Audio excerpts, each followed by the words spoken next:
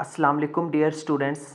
आज के लेक्चर में हम बात करेंगे about canonical and standard forms. Students, canonical और स्टैंडर्ड फॉर्म्स ये एक बहुत इंपॉर्टेंट लेक्चर है अगर हम इसका कंपैरिजन करें नेक्स्ट आने वाले कुछ लेक्चर से। नेक्स्ट लेक्चर्स में जो हम एसओपी और पीओएस फॉर्म्स को डिस्कस करना है, सम ऑफ प्रोडक्ट, प्रोडक्ट ऑफ समस को।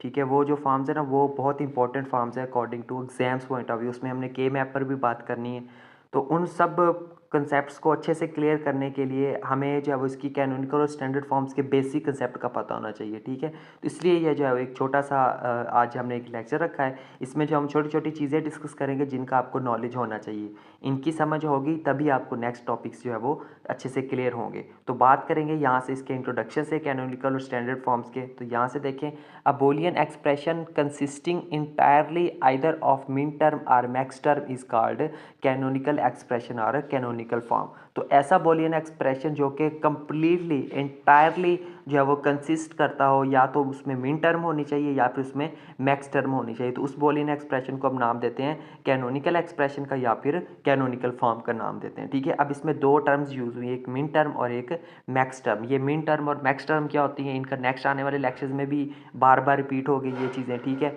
तो देख लेते हैं कि ये क्या होती है। सबसे पहले बात करते हैं मिन टर्म की। तो मिन टर्म क्या होती है, we will get four Boolean product terms by combining two variables A and B with logical AND operation.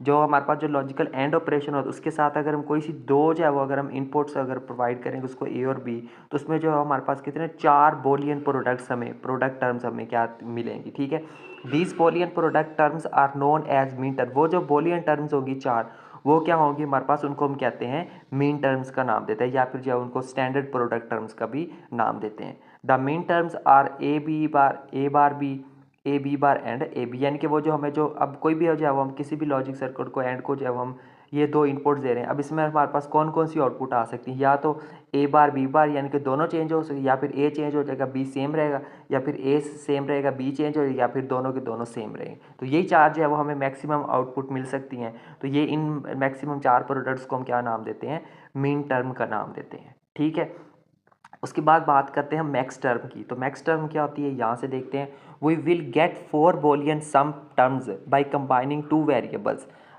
A and B with logical OR operation. अगर हम उन्हीं दो इनपुट्स को जो कि हमारे पास ए और बी होंगी, ठीक है, उनको अगर हम आर ऑपरेशन के साथ, लॉजिकल आर ऑपरेशन के साथ अगर हम कंबाइन कर रहे हैं, तो इसके नतीजे में भी हमें जो है वो चार बूलियन सम टर्म्स मिलेगी।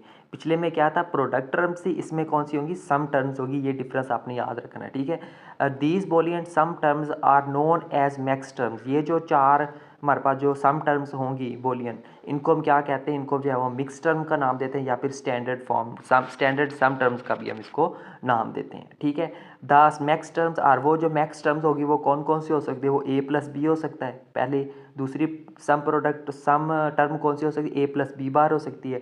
थर्ड जो है वो ए बार प्लस बी हो सकती है, और फोर्थ क्या है, ए बार प्लस बी बार हो सकती है। तो ये वो चार जो है वो सम टर्म्स है जो कि हमें मैक्स टर्म्स में मिलती है, और इन्हीं चारों टर्म्स को जो है हम क्या नाम देते हैं, मैक्स टर्म्स का नाम देते हैं। ये था concept about min terms and max terms. आगे देखते हैं मजीद। The following table shows the representation of min terms and max terms for two variables A and B. तो किसी भी दो वेरिएबल्स ए और बी के लिए जो है वो ये हमारे पास जो है वो मैक्स टर्म्स और मीन टर्म्स है। यानी कि अगर हमारे पास ए और बी की वैल्यू 0 0 है, तो इसमें हमारे पास जो है वो मीन टर्म क्या होगी, एम नॉट से इसको डोनेट करेंगे, और वो होगी हमारे पास A bar dot B bar.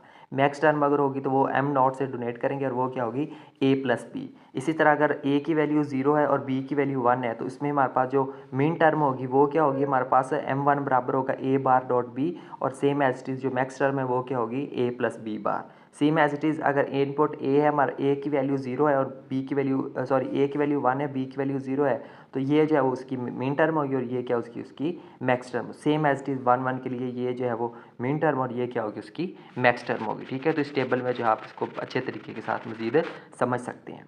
So next जो है वो मजीद इसको बात करते हैं आगे इसके ऊपर। If the binary variable is 0, अगर बाइनरी वेरिएबल की वैल्यू 0 है, then it is represented as component of variable in min term as a normal variable in max term. तो अगर बाइनरी की वेरिएबल की जो वैल्यू हो अगर 0 हो, तो फिर इसको हम रिप्रेजेंट करते हैं as a complement of variable, यानी कि वेरिएबल के किसके कंप्लीमेंट के तौर पर। ठीक है, मीन टर्म के अंदर, और जो है वो नॉर्मल वेरिएबल के तौर पर हम इसको कंसिडर करते हैं मैक्स टर्म में। बहुत इंपॉर्टेंट बात है। ठीक है, याद रखना मिक्स जो मीन टर्म है उसमें हम ज़ीरो को किस में कंसीडर करते हैं, as a complement variable, complement of variable जो है वो हम उसको रिप्रेजेंट करते हैं। सेम एज इट इज़ अगर हम मैक्स टर्म में इसी ज़ीरो की बात करें, इसी बाइनरी वेरिएबल ज़ीरो की बात करें, तो मैक्स टर्म में हम इसको नॉर्मल वेरिएबल के तौर पर रिप्रेजेंट करते हैं। ठीक है, बहुत इंपॉर्टेंट बात है, मज़ीद इसको हम आगे देखेंगे एग्जाम्पल्स में।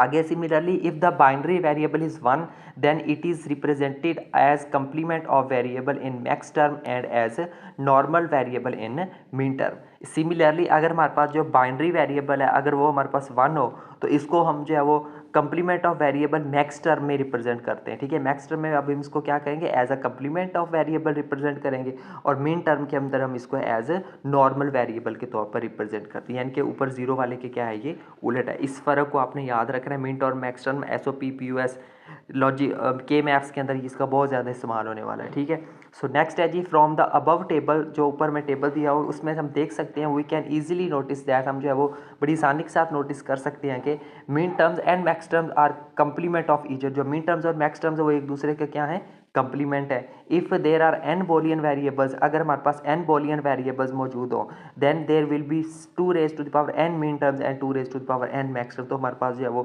2 raise to the power n min terms होंगी और 2 raise to the power n ही हमारे पास क्या होंगी, मिक्स टर्म्स होंगी। फॉर एग्जाम्पल अगर n की जगह पे हम वैल्यू ले लेते हैं 2, तो 2 की पावर 3, तो 2 की पावर 2 कितनी हो जाएगी, 4 हो जाएगी। सेम एज इट इज अगर हम जो है वो n की जगह पे वैल्यू ले लेते हैं 3, तो यहाँ पे जो है वो 2 की पावर कितनी हो जाएगी, 3, और ये किसके बराबर होता है, ये हमारे पास बराबर होता है 8 के।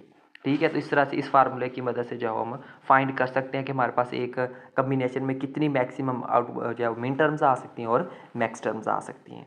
ठीक है स्टूडेंट, तो ये था हमारा आज के लेक्चर, जिसके अंदर जो है वो हमने बात की है कैनोनिकल और स्टैंडर्ड फॉर्म्स की, और उसका जो हमने जो है वो जिसमें हमने जो है मिन टर्म्स और मैक्स टर्म्स को बड़ी डिटेल में डिस्कस किया है। तो ये टॉपिक बहुत इंपॉर्टेंट था नेक्स्ट टॉपिक्स के पॉइंट ऑफ व्यू से।